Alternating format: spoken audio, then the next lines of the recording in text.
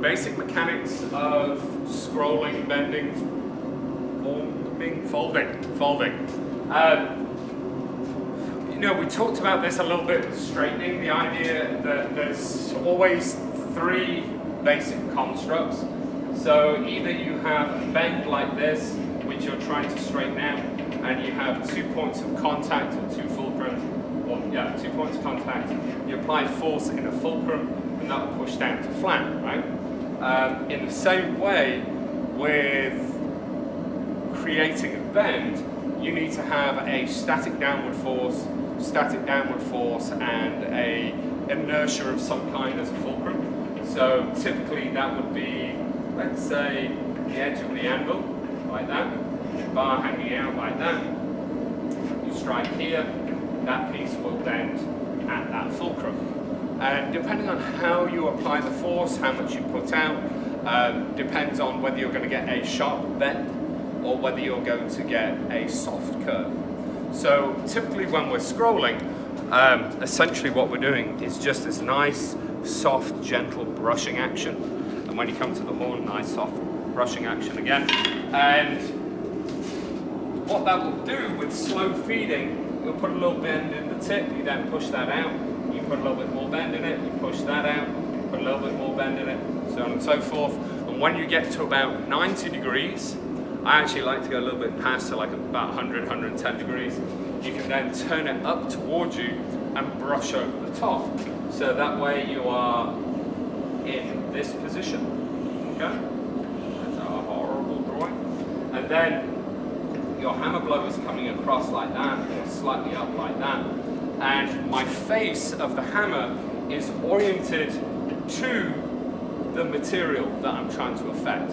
So if I'm just trying to clip that tip, I might be just bringing the hammer in that way, so that the hammer face is kind of almost direct, straight, brushing. Or it might be ever so slightly leaning down, but still brushing in a direct, straight blow. Which will then, because this is in contact with the anvil, that becomes fulcrum. Well, that becomes point of inertia. You at the other end here is point of inertia, and then you have force applied here, which means that you'll get a bend in this zone somewhere, so that then becomes your active fulcrum, and this will rotate. Right? Yeah, that makes no sense at all. So, plain and simply, what you're doing is you're looking for a stiff bit or where you want to create a bend. Apply force, that will cause bend. If it is enough, great. If it's not enough, put a little bit more force in it. And if it is enough, push it out further, add more bend. Right? Easy. Just, I'm going to have you about there, and I'm going to scroll a nice ribbon taper over the edge. So, very, very small bite. When I say small, I mean really small. 16th increments, maybe less. You see how I've got that 100 degrees or so, and I can then pull and tuck. So I know this is kind of goofy, but over the years of teaching this stuff, we have come up with 3 basic steps to scrolling. Step 1, strum the guitar. Okay. Step 2, scramble the eggs. Step 3, tuck. That's really all there is to it.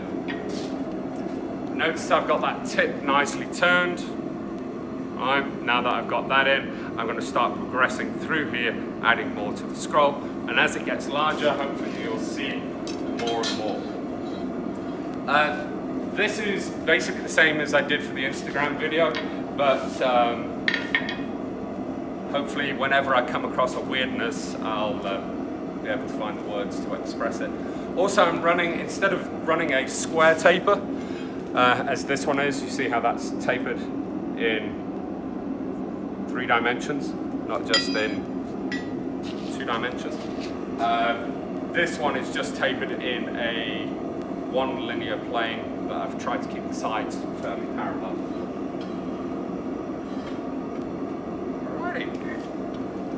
So come back to the root, scooch out a little bit, strum the guitar. What I'm trying to avoid is crashing my scroll into the anvil face, side of the anvil down here. It's really easy to bonk it back that way.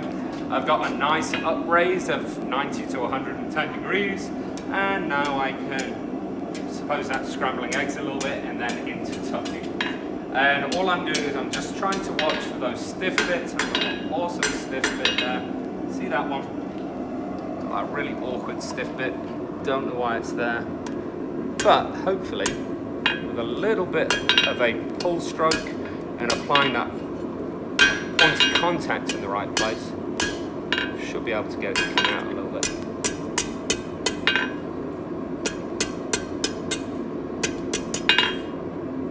Yeah, that'll work.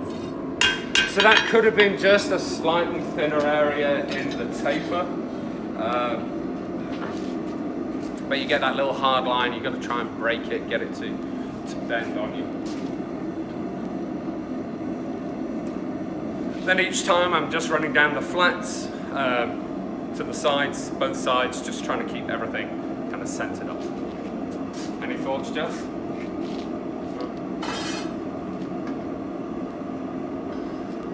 Not yet, anyway. Not yet. Okay. Don't heat up too much. If you got too much hot, you won't be able to handle it.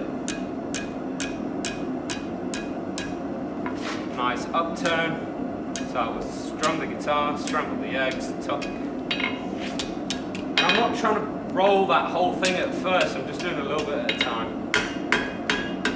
Flattening. Try and get that stiff section to bend.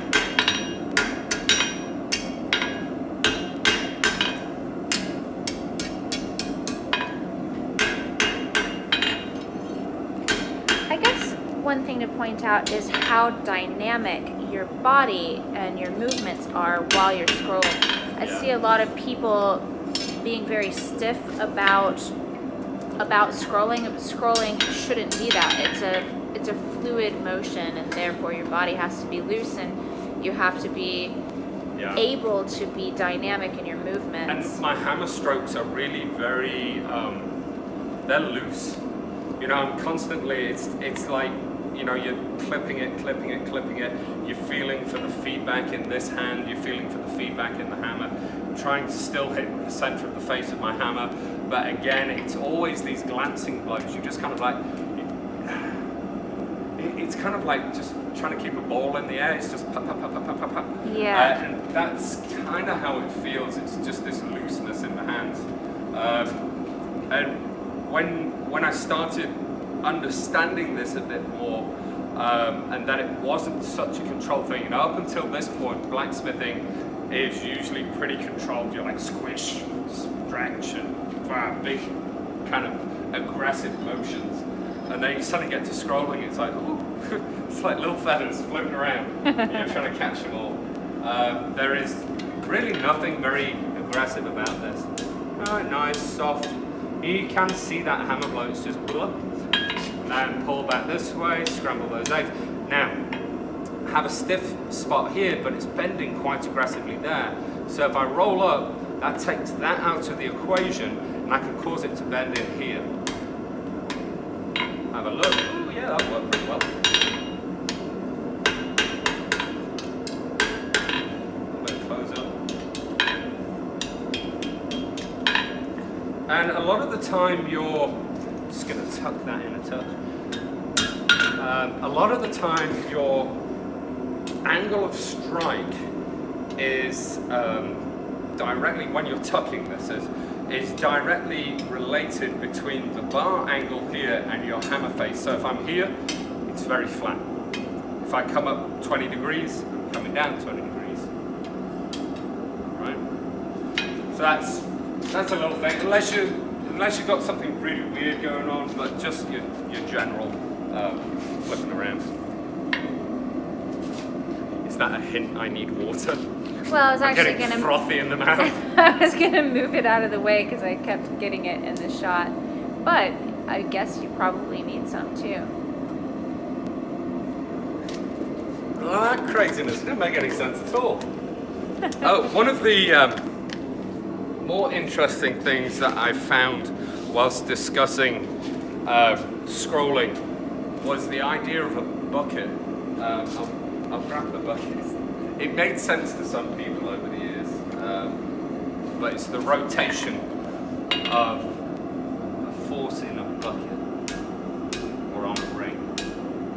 So as I get into the thicker material, I'm trying not to agitate the core too much, so my hammer blow is softer and more pushing. And I'm not trying to move too much at once, because if I do, that will cause the inner core to be agitated. If you were working thicker material section, would you cool off the inner scroll before? That is definitely an option. You know, you wind up trying to find solutions to everything as you go along. As you see right now, I'm just kind of wandering around the scroll, moving things about a bit.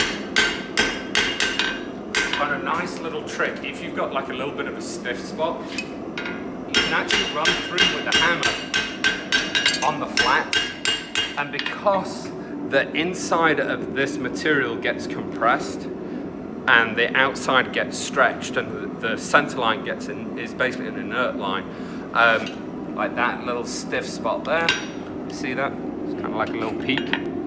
Point to it. Point with my knife, that bit right there. Uh-huh. Okay, so it has a flare in it on the inner rim, so I can hammer a little bit there and it opens it up a touch. So what's happening as you're bending this thing, your material, there's a mean center line in your material, so we're just going to consider it squarish, right? Which we're going to call that's your mean center. This here essentially is on the outside and thus is being stretched. So what it does is it necks ever so slightly like that. And then this here, which is on the inside of the curve, it gets compressed. So it, in essence, gets upset. So what you'll often find is that the material has done something like that, and that is the inside of the bend. So it would be, right? So you get this kind of little weird thing like that. So if you have overbend, you can squish this in a little bit, bring that more to parallel, which will open the bend up a touch. If it's just a small fine, kind of a handy little thing to notice. I'm going to chill the scroll, just considering you suggested that idea, Jess. And that allows me to get a little bit more aggressive into the primary form, and I've got a horrible stiff spot right there. I guess that would be the one problem with chilling it. It can be a little problematic, but it allowed me to get into the thicker material quite aggressively, and then I can come in, get a little bit of heat in that area, and now tuck it the rest of the way. I think that's pretty much it. Scrolling. When I say that this took me years to kind of comprehend in my head, literal years of doing hundreds and hundreds and hundreds of scrolls. And by the way, jigs are your friends, but you got to be able to make the jig in order to be able to do the production. And you've always got to start the scroll in order to. So. While you're playing with the rest of this scroll, I'm going to ask the question that students ask me all the time. Go on. Mark, why can't we just use scrolling pliers? They're called scrolling pliers after all. So, yeah, scrolling pliers, great. It depends. What are you trying to do? Are you trying to achieve a thing, or are you trying to learn a skill set? There's two different ways of looking at this. You know, the number of times I've been demoing for our guild, and the guild's like, well, why don't you just use a blah-de-blah? And it's like, because I'm trying to show you how to do it without blah-de-blah. You don't need all these fancy tools if you can learn hand skill sets. And the fancy tools are handy, sure, but also, you know, nice pair of scrolling pliers, awesome. I can come in here and I can squeeze and tweak and all the rest of it. But truthfully, these are a great aid if you can't get it right, but they do not replace good skill sets in making good scrolls. And I'm afraid to say, I've never seen a scroll that has been done with scrolling tongs that looks as good as a handmade scroll. There's a fluidity to a handmade scroll.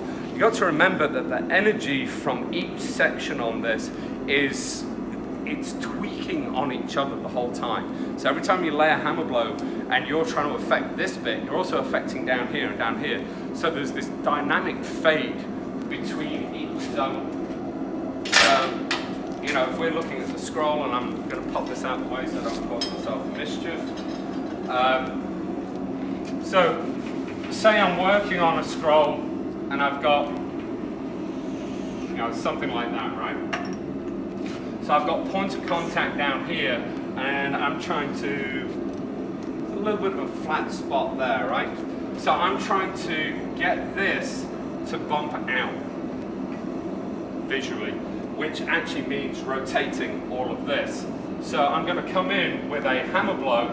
My hammer face is going to be about that angle, and based upon my forces, I believe it's going to be ever so slightly upward glancing, but not much, probably about 5 degrees or so. So doink, that'll bounce off the top of there, it'll create rotation here. But think about it, from here to here, there is a dynamic of force.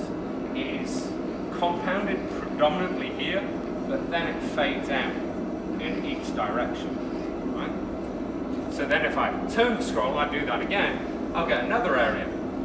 Dynamic, heavy force here, but it fades out in each direction.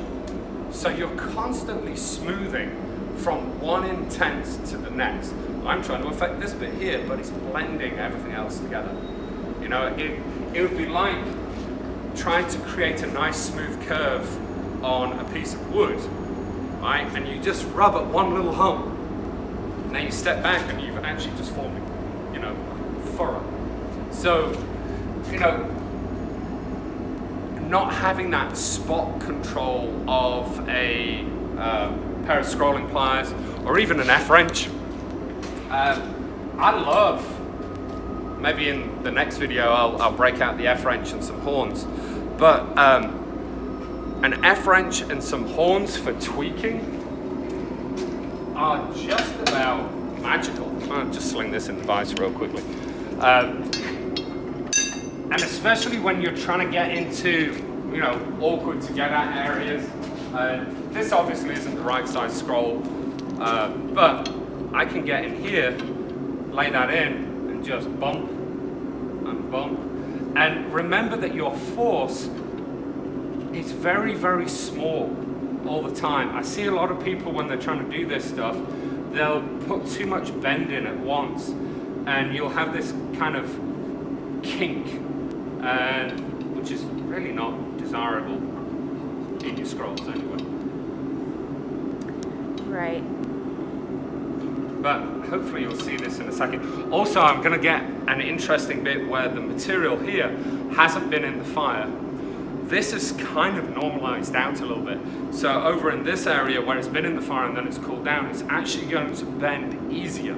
And you'll get that kind of harsh, and you'll feel it, you'll hear it. It's more of a crunch. This here, it's getting weird, I'm sorry, but this here, in this zone, is like When I get into here, it's more of it's a crunchy noise. There's a crunchy feel. There's something very different about what happens with the material once it has been normalized.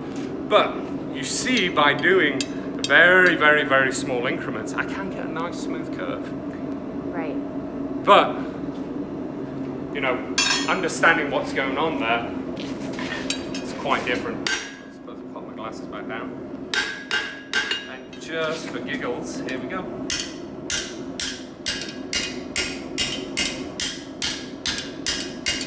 Basically just blending the curves of both of those together. So what you're talking about here reminds me of something that I tell students sometimes when I'm trying to help them understand scrolls. And I'm going to try to get you to draw this because I've got a camera. But so basically, so erase that. Or maybe I'll just draw it. You just draw it. Here, give me Here's brown. give me a chalk. There's So green. what I try to explain to people is that you can do a scroll.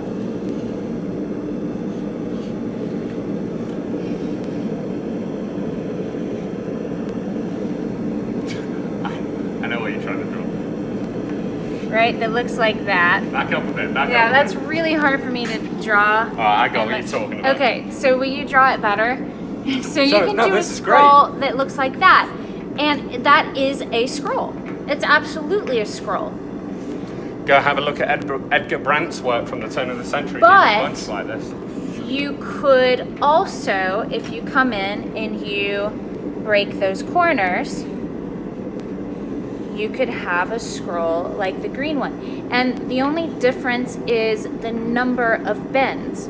So I'd like to explain to students that any curved thing in smithing, you think of it as a series of points that are so close together that they appear to be a continuous line.